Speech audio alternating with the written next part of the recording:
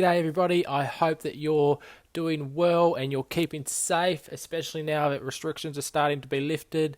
In tonight's episode, it was one that I was really looking forward to. I'm looking forward to speaking to Nick Earl. In fact, when the podcast was first planned, it was one of those names that we put down straight away as a potential interview.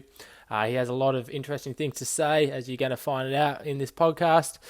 We talk a little bit about his research at the start. So he's focusing a bit on climate there, is his area of expertise. And he's a massive supporter for our UTAS Athletics Club. He's overall just a genuinely great bloke, and I really enjoyed talking to him, and I hope you enjoy this podcast.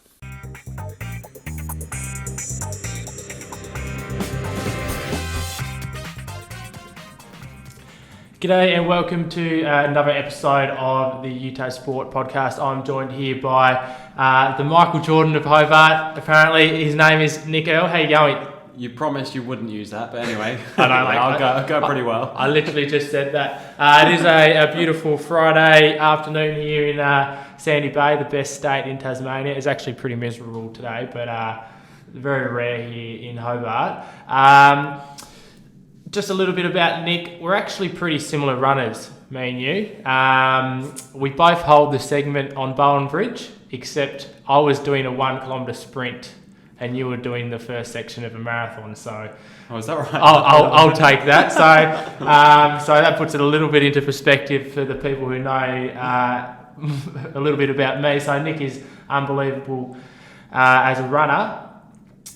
Just before we get started, a little bit of a elevator pitch. I know I haven't really prepped you much for these questions, but a little bit about yourself, even your research or how you got here to Tasmania. Yeah, so I was always obsessed with the weather as a kid. So whenever it was sunny, we got heat waves or it snowed in the UK, I'm just obsessed. So I ended up doing geography, for undergrad in England. And then I really liked the meteorology side of it. So then I went on to do a master's. Now, part of that doing a master's was at Birmingham Uni because I'd started running when I was doing my undergrad. And I realised I was pretty good at it. So I decided to go to this uni, Birmingham, which was awesome for running. They had this really good coach, really good setup. And basically that was part of the reason I went to Birmingham to do meteorology and also join the running club. And I loved it. And then I ended up doing a PhD at University of East Anglia, which isn't such a running uni, but there were some really good runners there too. So that kind of kept me interested, kept the fire burning. And research is good because it's flexible. So you can just, if the sun pops out, you're I'll just quit doing work for an hour and go for a run. And basically ended up doing postdoc in Melbourne for a few years, and then came over here to work for this program called Climate Futures for Tasmania, where we basically just do work for Tassie State Government, Hydro Tas, Australia Wine, for example, and we just tell them what the climate's going to be like in the future, and sort of make it a bit more kind of specific to what they're interested in. So Hydro Tas obviously interested in how rain's going to change in the future and evaporation and stuff. Yep. So I'm kind of doing, you'd say I'm just a researcher, so I can go running whenever I want, and I can do work whenever I want. So it's it works. So especially in winter in Tassie, it's pretty miserable when it's in the early morning or late at night. It's freezing cold. So it just allows me to go out at lunchtime, which is almost, other than today, it's been sunny the last month, every single lunchtime, just beautiful sunshine, about 15 degrees. So it's just, just so used to going out at lunchtime and that flexibility that academia gives you. So That's good. And I think that for myself, I do my best work at a night time anyway, so during the day I probably am not that productive, but I know when I get home and it is miserable outside, I'm able to just go on my laptop and do it then. What was my next one? So a little bit about your research. I believe you've done some about the weather in South Australia and some of their storms, is that correct? Yeah, I did. I did the Adelaide storm that happened a few years ago, where they had blackouts and stuff, and all these climate skeptics were blaming renewable energy for it and stuff, and it was just nonsense. It was just a big storm that came through and just ripped up some of the transmission lines. I did that was just a paper I did a few years ago because I was really interested in how that storm kind of developed and why it was so strong, because like we get a lot of extratropical cyclones in Tassie as well, in South Australia and like Victoria, as well as like Perth area of WA. So it was just some of them just, like the flood we had in 2018 here in May. That was May 2018. Yeah, it's just a freak event. And Were you here for that? I was, because I was working for UTAS, but remotely. I was still in Melbourne, but working for UTAS. So I kept coming down like for a week every month or something to work down here. But I was working remotely most of the time. I actually missed that storm, so I was a bit gutted, to be honest. You'd probably love something. I would have loved it. Yeah, just that extreme. And obviously like you don't want to see much. You don't want to see damage and stuff, and like parts of Tasmania, uni got completely like flooded. But it's just the kind of what the meteorology was going on, and just like the power of it. I would have loved to have been here, to be honest. Well, that's awesome. And then I also saw that you did. I don't think it was a research thing, but you've sort of put out a news sort of article about how there's less likely to be fires on Sundays. Is that correct? Or something like that. So basically, yeah, that's right. That was some work I did from Melbourne a few years ago. And basically, the point was that so there's these weekly cycles in meteorological parameters like temperature and rainfall, and like that happens like on a local scale, because like things like the CBD in Melbourne is really busy in the morning during the week, like Monday to Friday. It's really busy, full of cars and people and stuff. Whereas if you go there on a Sunday, there's just no one there. But these, so there's this like, so I did some research into like the temperature of like the CBD in Melbourne, and it actually has this like weekly cycle. It's warmer on Wednesday, Thursday, Friday than it is on like Sunday morning, and then Monday was kind of in sort of the middle. And basically, it was only over 50 years, it was 0.3 degrees, which you wouldn't notice it like if you just went out on the street. But like that's actually pretty significant temperature difference just because of human activity that they just do, and that's spread over 50 years. It's not, but under certain weather conditions, it would be way more extreme than that. Oh, wow. So but then basically the fire stuff was about like there was some research into like this happening on a large scale, but there was no kind of mechanism for it. No one put forward an idea of how this was happening on a large scale, like larger than cities. So I decided to look at fires, and because of prescription burns like that fireys do, and all around the world, like and because of people have weekends, so there's way more fires going on during the week than there are at the weekends, because like obviously the natural bushfires or arson that happens at any time of the week, but these prescribed burns are from Monday to Friday, and then they put them out, and then they have a weekend and they'll go and do the prescribed burns again. So there's actually a signal quite significant like throughout the world that there's more fires during the week than on Sunday, which is kind of interesting. That is. And I just want to apologise for my half internet research, but I just sort of quickly googled Nick Earl research just to see what you've done. But it's interesting. So moving on to that was a little bit longer than I planned for that section, but I do talk honestly. It's get me going. I was interested. No, it's good. The Tassie running scene. So I'm a casual runner, but one thing I love about Tassie is just, and I've always been in Tassie, is how accessible anything is. I'll go 30 minutes anyway, and I'll either get to a mountain, the snow, trails, the beach, and like everything's accessible. Like we get really good access to these parks. I don't want to talk too much, but what are your thoughts about the Tassie running scene? Yeah, it's absolutely amazing. Like so. You see, I think one of the ones is like you see these screensavers that Windows had like years ago, and there's ones like these forests like with moss and like this like trail going into the woods, and people are like, oh, wouldn't it be lovely to be there? I'm like, that's like 1k away up Lambert Creek.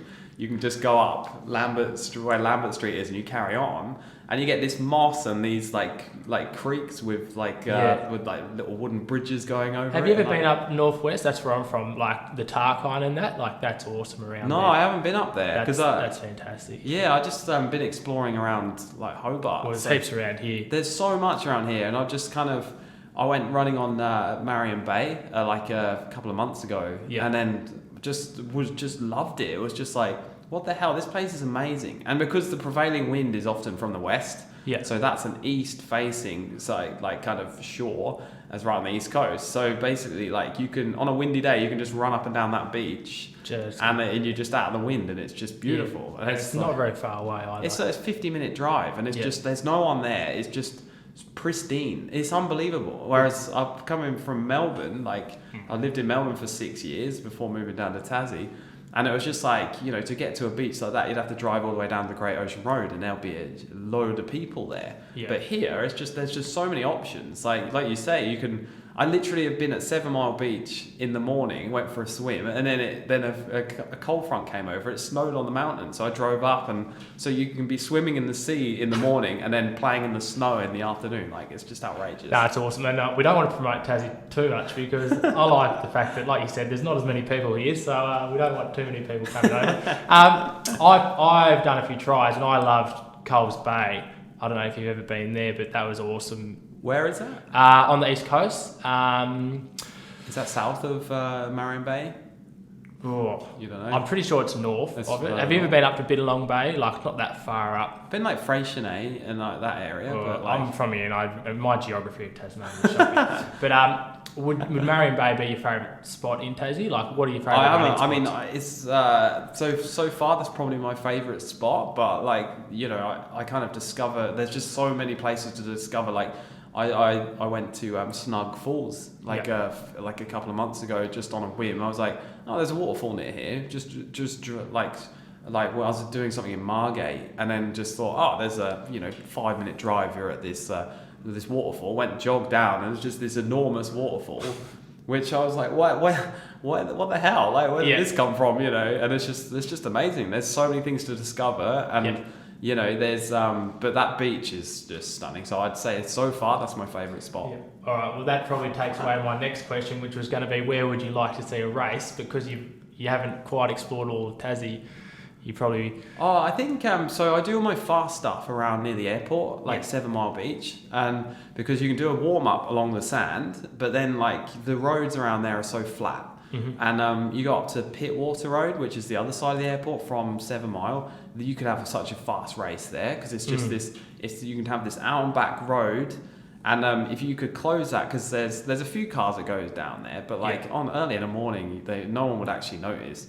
And the thing is, there's a load of trees around there as well. So if it's a bit windy, then you get shelter as well. So basically, I just think that would just be the perfect place to put on a 10K or something. 10K, like just out and back. Laps, it's like if you go out and then back, I think that's about 6K. So you could just extend it like round the corner to like the bottom where the runway is, around that corner, and you can make such a quick 10K or 5K or whatever half marathon. I've done a few half marathon tempo runs around there, and I could design a course around there. It'll be rapid. All right, we might have to have a chat to Tracy. We might be able to sort something out. It'd be a very quick race. I think there's like a very slight incline there. It's about 5 meters over about 150 meters or something. So and that's it. I did a 3K time trial there the other week, and I'm blaming that little incline on not beating my PB. But I want to chat about so the Ross Marathon's an event from the UTAS Athletics Club. Was obviously postponed this year because of COVID, and then they did the virtual one. You did that one, didn't you? Yeah, I did the half marathon that day. Yeah. How did that work? Because I was going to do the actual Ross, but then I didn't end up doing the virtual one. Yeah, it's kind of hard to motivate yourself. I mean, I did it. Actually, that's where I did my half marathon time trial out at 7 Mile. Okay, yeah. So that was actually for that weekend. And to be honest, I think I was going to do a 15K time trial anyway. So I just kind of thought, all right, because Tracy said, can you enter one of the races? And I was like, yeah, all right, yeah, no probs. Yeah. I didn't fancy doing a marathon because I think it's just hard to get yourself up for just running by yourself for like 2 hours 20 or whatever. Whereas half, I think I did it in 69 minutes or something, and it was just it's pretty cruisy. It was good fun. Do you ever listen to music when you run, or it drives me nuts? So I listen to like podcasts or like audiobooks or something. But music, like if it gets you pumped up, you end up running too fast, and you just fatigue yourself. And I think, I mean, if something's clicking on your body or something's not, you need to know about it. You need to be a bit more aware of your kind of surroundings. And I find if you're listening to a podcast, you can still hear stuff because there's like, time in between the talking. Whereas music, because it's constant, you could, it could be a car right behind you and you're not aware of it. I think like for awareness, and I get a bit bored of music, like to be honest, like when I'm running. So definitely podcasts or audiobooks. Or for races, no way. Just listen to your body, concentrate. Yeah. I never I can't stand it when I see people racing with headphones in. I'm like, what are you doing? Nah, well, I couldn't tell. I've never raced, but I've certainly preferred to listen to podcasts. The Ross, have you done Ross Marathon in the past? No, because it clashes. What did it clash with last year? I think it might have been like Great Ocean Road Marathon. It was around that time. I remember I wasn't in Hobart, but I mean I would have done something because you've got like the option. You've got the 5k, 10k, half marathon, or the full. So I think it clashed with a race which was on my bucket list. I don't think it was Great Ocean. It might have been Sunshine Coast Marathon actually. And I think when you're given the option to fly up to Queensland, it's a bit kind of and especially with a bit more competition. Yeah. But I mean, I say to Tracy, like, just put on more races because like I'm very keen. As long as it doesn't clash with like a big kind of international or like national event, I'll be keen as sure. It looks like they're going to try and get something happening towards the end of the year, and I don't know if are the international or the national ones looking to kick up soon or. Well, so Melbourne's still penciled in, Melbourne Marathon, and that's in when is it? October. Okay. So I mean, but I can't see. I mean, I can't see that going ahead, like because the way the virus spreads is by like people's spit and stuff, and or what do they call them, droplets, and it's just like when you're doing exercise, you project more. Especially, and you've got mass participation. I reckon they could do an elite race. Was it just with the elite field? I don't think they'd bother shutting down Melbourne just for it costs so much money too. 50 runners or something. So I think so there's been some chat about an Australian marathon champs. Yeah. And I was on a podcast a couple of weeks ago, and I was just saying they should bring it to Tassie because if they're thinking of running that in like maybe December because that's like after the Olympic qualifying period reopens because they closed it because of the delay. So they're reopening it from December. So there's a bit of chat around about like them doing some kind of trials or like some national kind of Australian like marathon champs, which used to happen back in the 70s and 80s, I think, but they haven't done one for years. They've kind of piggybacked off other events. But this would be awesome if they have this like national marathon. So you need to be like a sub, I don't know, for the blokes maybe 2:30 to enter or something, and like sub like 3:10 or something for women. And I think you could have this really elite race, and Tassie would be the perfect spot for it because in December it's pretty nice here. Like in the early mornings, you could easily run a marathon, whereas anywhere else in Oz will just get too hot. So I don't know if you're thinking about if it would be somewhere like Ross, but Ross is extremely flat as well. Exactly. So I mean, you could easily put it there. It'd be a very fast race. Exactly. But that's one. I was certainly looking forward to doing Ross this year, so hopefully it will get a chance later on. Sure. I want to chat a little bit about your running philosophy. So I know you've talked about this on other podcasts that you've done, and probably more towards managing your work-life balance as well. I know one thing that you've mentioned previously is that you love to race, and you race often, and I've heard of stories of when you just jump into races because it is fun, and it's a very unorthodox method, but like why is that the case? Well, I think athletics is quite a boring sport, like because it's just blokes running, but it doesn't need to be boring. And I think I personally think that if you have a transparent sport, so if you race all the time and you're visible, I think people then get to know who you are, and they see you at races and they recognise you and they know your PBs, and then they're excited for you if you like beat your PB or something, or if you're the favourite. I mean, doing Cadbury Marathon, the amount of people that shouted, "Go on, Nick," because the Cadbury guys like Richard Welsh had done a bit of media before it, and so loads of punters knew who I was. and kind of, and they knew my story. Yeah. They knew I'm a climate scientist and that just enjoys racing. So my running philosophy is like, just enjoy it. And I just think it's better for the sport if you're visible. Yeah. Because like what happens is you get these, unfortunately, the top of the sport is it's just so many are getting pinged for EPO now. Oh. And they disappear up a mountain in Africa for like months on end, and then they come down and run 2:03 for a marathon. It's like, well, I don't know who you are. Yeah. I don't know your story. Like I don't, and then every one of your training group has been done for EPO except you so far. So it's just like I don't really trust it, Yeah.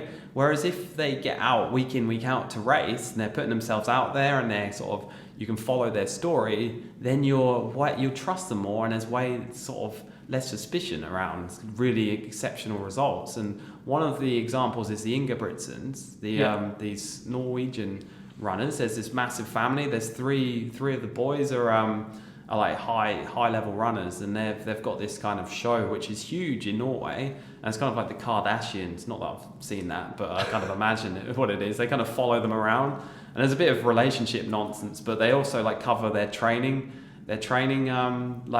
sessions, and then their races, and they're like behind the scenes at Diamond Leagues and stuff, and and it just opens up the whole kind of sport, like, and that's what we need. We need stories. We need like transparency. So I think my philosophy is get yourself out there, like support local events. Yep. And if you're going to do a training session anyway, you might as well just do a tempo run. That's what I usually do. So you say I jump into races, but I do. But you got to run anyway. I kind of do. I was going to run 10Ks anyway today, so I might as well jump into a 10K race, so much more motivated as well. Like, it's so much more fun. You run in places you don't normally run. You meet people you wouldn't normally meet, and like I say, it kind of makes the sport a bit more transparent, and people actually get to know who the runners are, which is what we want. That's interesting. So what I've gathered from that is that you want your own Kardashian-styled TV show. So Not for me. Like, I don't mind it for other. But I'm not a professional, so that'd be a pretty boring show. It'd just be me like sitting doing climate science all day and then running grass laps of the Uni Oval. No. And that's pretty much it. Whereas I think some of like the Melbourne Track Club guys who actually they kind of. They have photo shoots and stuff, and they sort of they do their training sessions like. And then they'll go to the gym and kind of have a coffee or whatever. I don't know, but it'd be quite interesting to have a little delve into what makes a professional athlete. Like, what do they do all day? I mean, that's interesting on its own. I just think like a bit more transparency and it is key for the sport. It's good, and like you see it a bit more now too with athletes that they do have access to their social media. So we are starting to see more and more of just what they do. Yeah, I mean, because of Kipchoge and his sub 2 hour stuff, like that's actually put those runners into the kind of public eye. Yeah. Which and then they've got Kipchoge was like, I saw some pictures of him wearing like some he was doing some kind of photo shoot with some pretty interesting like clothes. And it was just really funny. It was like had his shades on and just these ridiculous outfits, and it just like it was funny and it was like interesting. It was like this guy has a personality. Oh well, I don't know if he does. I don't know if it's just marketing, but it kind of like people know who he is now. Yeah. So and that's what we need in the sport. So if suddenly he's doing London Marathon, people are like, oh, how did that sub 2 hour guy go? Yeah. Well, when it happened, like he was the talk of the town. Like I was talking, like and I don't follow running that much, but everyone was talking about it. Yeah. And like how often is everyone in the world talking about a runner? Like, absolutely. And then you had those Ingebrigtsen guys there, and you had like Stewie McSwain, Tassie boy, Brett Robinson, Jack Rayner. Jack Rayner was at the start and the finish of the pacing, so he got all the media. You see Kipchoge going through the line, you've got Jack Rayner in the background, an Aussie guy, like completely in the center of it, which is really cool. So I loved it, and I was like, this is what this. It's kind of. I don't think the sport necessarily needs more of that. It's just the way it was marketed was really cool, and I think like if they sort of put that much effort into like world cross country or even like even Australian cross country, and you sort of get to know the runners. I think that it's just coverage. That's what you need. Like if you ever watched a cricket match, you know, if you're not aware of the sort of rivalries, like the Ashes is huge because like everyone knows who the players are, everyone knows the history. Like, but if you were just like new to watching cricket and you went to a test match with no one there, you would be so bored. And that's essentially, running is way more interesting than cricket in my opinion, but cricket's marketed so much better, and they have sort of the lights and I mean, especially the Big Bash, you know, they've got all the fireworks and stuff, and they market it really well. So, and I've been to this event in London called Night of the PBs, and it's they have 10k after 10k on the track. So 25 laps of the track, and they put this marquee in lane 3 on like both sides of the track. So it's like 50-meter long marquee that you run through, and it's selling beers, and there's got the music pumping, they got lights going, like it's amazing. Oh wow! So basically, and you have thousands of people rock up to watch these 10k races because people like going to the pub, having a beer. People like they do like running, you know, a huge number of people like running, so this combines the two. So they kind of, it's like going to a pub, but then there's this like world-class athletics going on like 2 meters away. It's amazing. And I just think like more events like that. I mean, that's one a year, and that's in London, and it's pretty famous in Australian running circles. Everyone knows about Night of the PBs in London because like it's just such a cool event. And I've done it a couple of times, and it's amazing. Wow. Well, I don't know. It's the first time I've heard about it, but I think, like you said, if it's marketed well, like people will talk about it, like as seen with that 2-hour marathon. Like exactly. Yeah. I've seen you out here on the oval running your barefoot laps, like almost a daily. Probably isn't a daily thing, but almost. And you talked about if it is sunny outside, you'll just say, "Oh, stuff it. I'm going to go for a run." Yeah. How much of your training's planned? And how much is just like, I feel like doing this today? So basically, since this lockdown period, because there's no races, I'm like, how the hell am I going to motivate myself? And I've set myself this arbitrary goal of running 150 Ks per week. Yeah. And that's basically, so it's 20 Ks a day, except Sunday where I do 30 Ks. So it's basically like I have to get my 20 Ks done. Yeah. And, you know, if you look outside and the sun's out, I'll go and do like 12 Ks now or something, you know, and then I'll run to uni in the morning, and I'll go in, check my emails. If I've got no emails or nothing pressing, I can go and do some laps, or go run up Lambert Creek or whatever, you know, and or go up Rivulet Trail. And so basically I think the problem with Tassie is that it is very hilly. So to go and run somewhere that isn't along Sandy Bay Road or along that bike trail out to Cornelian Bay, which is all concrete, you basically have to go up hills. And that's why I do quite a lot of oval stuff, because like it's flat and soft underfoot. Yeah. And when I'm barefoot, I run way better. Like I run, like my cadence is higher, my knee lift is better, my technique becomes way better when I'm barefoot. That's why I go barefoot. Around there. Yeah. Did you manage to get a run in today before it was wet? So I had a Zoom meeting until 12:30, and because I'm a meteorologist, I knew there was a front coming over. Yeah. And basically, as soon as my Zoom meeting finished, I saw the front, and I was like, "Oh, I might be able to nip out just ahead of it." Yeah. But I got pretty wet, and I saw a massive load of like heavier stuff coming, and so I think I've gone about 13 Ks today, so I've got another 7 to do. So yeah, after this, I got caught in the rain a little bit today, but probably not for as long as what you did. As obviously a climate researcher, how much does that help with your running? Because obviously do you feel like you can use that to your advantage? So I've used it. So just meteorology knowledge is like, where's the wind going to be? So if you're doing a road race, I mean, the classic one was what was it? It was it's City to Sea, which is like City to Surf, but in Melbourne. They've canned it now, but like back in the day, like I think it was 2016. I was racing, the City to Sea, and I analysed where the wind was going to be. And I knew that we're coming out of Albert Park and running towards St Kilda, so you've got about 2 Ks to go. You had to run into a headwind for about like a whole K. And basically I knew this was coming, whereas my competitors didn't. I think I was running with a couple of other guys at the time, And basically I was like, because you have this kind of etiquette. If you're in a group, you know, you don't want to be the one sitting at the back because then, you know, it's just like bad etiquette. So basically I just made sure I did a bit of a stint on the front just before this corner. Yeah. And then I kind of, you know, on cycling, they kind of flick the elbow.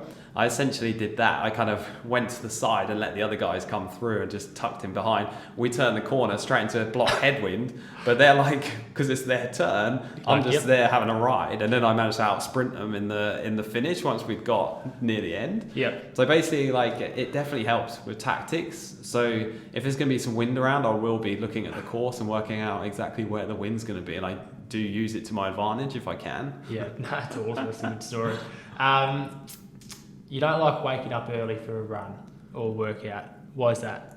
I don't know. Like, I think with academia, it's you have a set amount of research, and like you said, like you just end up doing way more work at night time, like in the evening, and so do I. So if I've been working, you know, like I didn't leave here until 9 o'clock last night, and it's just like you kind of get home and you watch TV for a bit and you try and wind down, and then your brain is too active to sleep, and so I'm not sleeping until like 1 o'clock, and then it's 9 o'clock when I wake up, and everyone's like, "Oh, you're so lazy." It's like, well, I don't think so. I mean, because you know those early morning people, they kind of feel a bit self-righteous. Yes. They look down upon people who are like, oh, because they're always like, the morning's the best part of the day, you know, that kind of thing. I'm like, yeah, whatever, mate. I do what I want, you know, like, and they do feel better than people who sleep in. But I'm not sleeping in. It's just when my sleep happens. Yeah, it's not like you're sleeping extra hours. It's just if I get my 8 hours, I'm fine. But if I'm less than 8, I'm a bit grumpy. So yeah, no one wants that.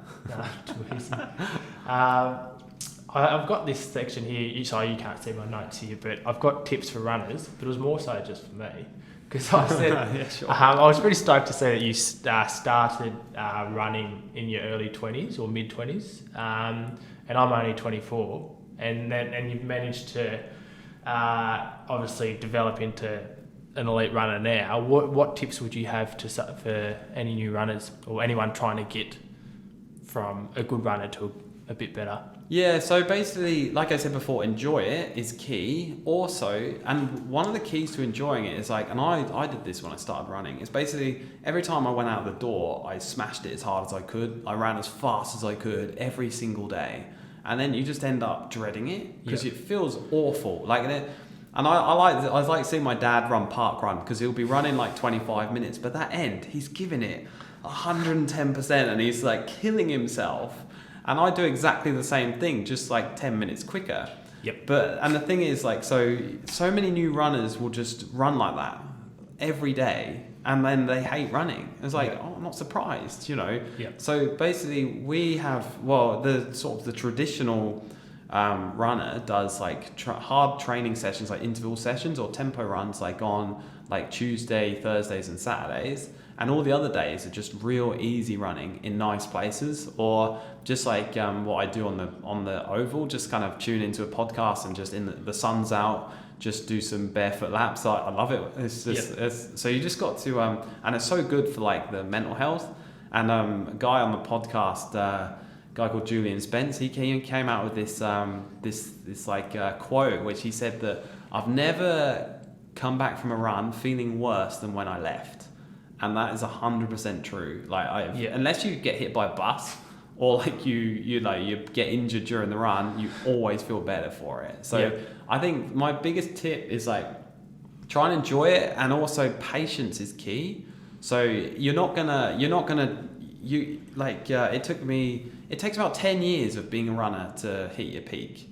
So it's a 10-year process. It's not something you can skip. You know, you can't cut corners. I mean, you literally can, but you're only cheating yourself, you know, in races. But like, to get to a kind of elite level, you have to go through the process and do everything properly, essentially. I think that's good, because like someone like myself who's ran more during COVID, I've been smashing PBs, but then you get to a certain point and you don't. It's probably good to remember that, these guys have been running for 10 years. I'm like, eventually I'm going to have to put in a fair few years of work before I actually start. Yeah, what happens, it's not like this linear process either. It's not like just a smooth, you have these like, you sort of have these dips and then you have a breakthrough and then you go up. So if you So you have a lot of noise, as we call it in science.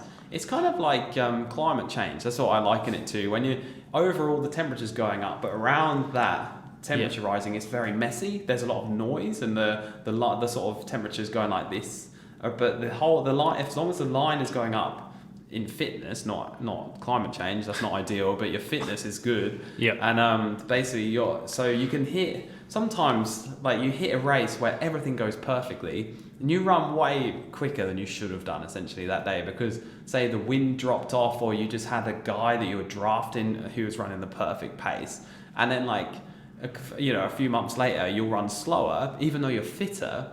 You'll run slower because things didn't quite go right during that race. You didn't have the sit. It was a bit windy. It was a bit hotter than it was that last time. And basically, like, runners get hung up on the fact that they don't beat a PB every time. You can't. And like next time the stars align and you hit that, you hit that perfect race, you will beat your PB because on a level playing field, you're fitter than you were. So you just got to think. You got to be patient. Think of the long-term kind of upward trend in your fitness. And don't get cut up on bad results or training sessions. No, that's awesome advice. Well, we're almost done, but I just wanted to fire some quick questions. You don't have to delve into these too much. But massage gun, does it work? Okay, I mean, I got one a few weeks ago, and I'm loving it, to be honest. Like, you can just get it right into your calf, and you relax your calf, and it really just vibrates your muscles. Like, you can't even see, everything's a blur, and it just loosens them up so well. But I tend not to get massages, so I can't really compare the two. So I mean, I've definitely recommend it if you've got tight calves. I think if you kind of got tight glutes, maybe, well, it's got different like appendages you can put on, so you get more pointy ones for to get into muscles which are a bit tighter. But yeah, I mean, I don't really have anything to compare it to, but I'm loving it. All right. So I would recommend it actually. Sounds good. I've heard some people say if you're a runner, don't stretch. Do you stretch? I do. I've sort of dabble in yoga, and I went through this period of doing yoga all the time.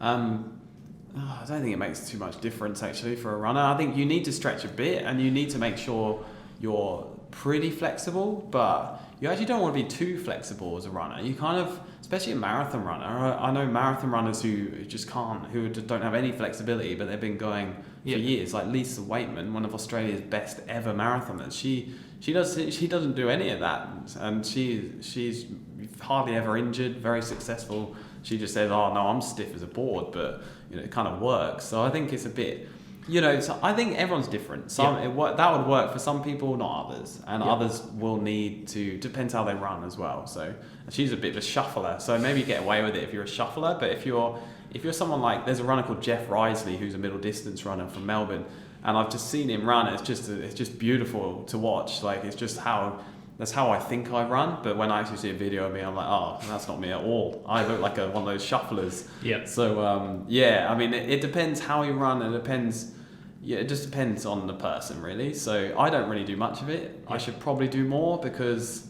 if I've been sat down at a computer all day and then go out for a run, sometimes you're like, oh, my back doesn't feel great.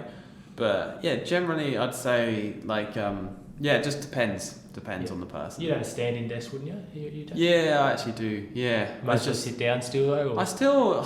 When I first got it, I stood up all the time, and that I kind of just I think because I got an extra screen for my laptop, I kind of and that had to go on the table, so I've kind of found myself just now I'm sitting down again, which is a bit stupid really, because I was loving the standing desk, but kind of sitting down. Yeah, I should probably use it again. Who holds a better AGM, UTAS or Melbourne Athletics? Oh, that's I mean, it's not even a competition. Last year, were you at the one last year? No, it's been set up by Tracy. I asked what questions can I ask. Oh, okay. Yeah, that was outrageously good last year. They had the beers on, they had food, they had they had presentations and stuff, whereas the Melbourne Uni one was after a training session, kind of in a room a bit like this really. They kind of just put out a few chairs, and then the guy Hamish Beaumont, who's a Tassie Origin bloke actually. He just chatted for about 2 hours. And it was boring as hell, but like the Tassie one was amazing. Yeah. Melbourne might improve next time, but unfortunately this next UTAS AGM is going to be over Zoom. I saw that email, and I was like, "Come on, please, just limit to 20," and I've got an invite. It's like, oh damn, Zoom. Sick of Zoom. Nah. Yeah, sick of it. You can only run one distance for the rest of your life. Which one? Oh, wow. Oh, I mean, I guess like. I started off loving 5Ks, and then I started loving 10Ks when I was in my late 20s. Then I started loving half marathons like about 4 years ago. I was in my early 30s. And now I guess, because you get better at this, the longer stuff as you get older, I'm probably going to have to say marathons, but it's just like, oh. Did you say race or run? Only one distance. You have to run one distance or race one distance? Because that's different. Like... Because I think if I was you had meaning run, but okay. if it was race, we'll go run and then go race. Okay, well, race probably marathons. To run, I'd probably say like half marathon. Yeah. Because to run 21Ks a day, that's like I like that. I like that. Whereas, yeah, if you had to only run 10Ks ever, it wouldn't be enough. Yeah, no. Unless you can run just do multiple twice sessions. a day. Yeah. Would you ever do an ultra marathon? Oh, so I had a chat with this with my mate actually. I think. Because it's very niche, it's suddenly like, it's not as competitive. So I know it sounds arrogant. It's like the trail world. It's like, they're basically, I'll probably get in trouble for this, but I basically think they're just not that good at running. So they go onto the trails and kind of go a bit more niche. Yep. And I reckon ultras are a bit like that. They're not that good. They can't go and win a park run. So they kind of, to win something, they have to go ridiculous. They just do further than everyone else. Exactly, because you hear people bang on about, I'm one of the fastest Australian 50K runners. It's like, but you're like not even in the top 500 for the marathon. If everyone else ran 50. But people can't do that extra 8K. I'm like, of course they can. They just don't, because it's not even a distance. Like, and then people go, you're going to do a 100K race. I was like, maybe when I've passed my peak. Yep. Maybe when I'm in my 40s or 50s, I might dabble. And I really enjoy trail running. I think that's great. It's great fun. But when people think it's more than just a fun place to run, they actually. So I'm a trail runner. It's like, wow, you're just a bad road runner, aren't you? So you've kind of gone on the trail. And I appreciate trail running. I enjoy it. But to race, it's like you're just avoiding the competition, mate. That's what it is. I'm looking forward to some feedback. We'll see. I'm going to get death threats from like the trail running community. Do you reckon we're going to see a sub 2 hour marathon in a race? Yeah. So basically, I mean, it will happen, but whether it's clean, the whole Lance Armstrong thing, a lot of people trusted him. And, I think it's a bit like that. I think people trust Kipchoge. And I think if you actually looked into Kipchoge and his past, he was coming through training in Kenya in the early 2000s. If anyone reckons he's never taken EPO, you're dreaming. So basically, I don't trust it. I think I don't actually think humans can do it without EPO. Yep. And I think in the future, like people are just going to have to get blood tests every week if you're a professional athlete and just show that you've got normal levels of, so you can, it's called like blood mapping or something, or tracking or something. So basically if you suddenly have a load of red blood cells, they're like, well, you've either blood doped or you've taken EPO. It's like, it's obvious. So basically I don't think humans can do it, but I think Kipchoge probably will do it, but whether I don't want to chuck around accusations. Yeah, so, that's all right. I won't ask you to comment too much on that. This is the last question actually, Hattie, but are you ever going to go back to football or soccer? No interest there? Oh, I love it. Honestly, hang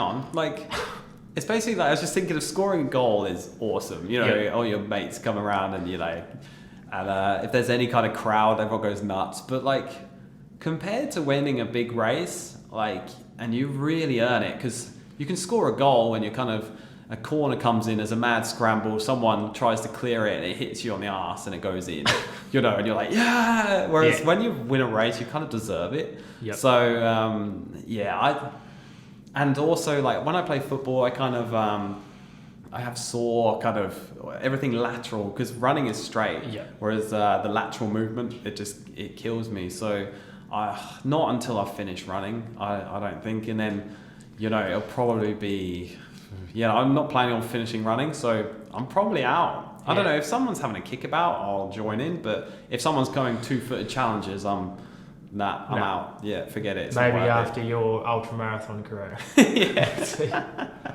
All right. I'll be about 70 by then, so. Sounds good. Well, that's all I've had. Is there anything else you wanted to touch on before we finish up? Oh, hang on. Is there anyone I haven't insulted? I haven't gone into cyclists yet. I'm joking. No, sounds good. Well, thanks for coming in. Not a problem. I assume you had to run through the rain to get here today, so. Oh, geography department's like 200 metres away or something, so. All right, good. Well, enjoy your beanie as well. Hopefully, Yeah, we'll cheers see for that. you out running for that. But thank you, and make sure for the people listening, subscribe so you hear any future podcasts. But thanks again. Cool, cheers. See you later.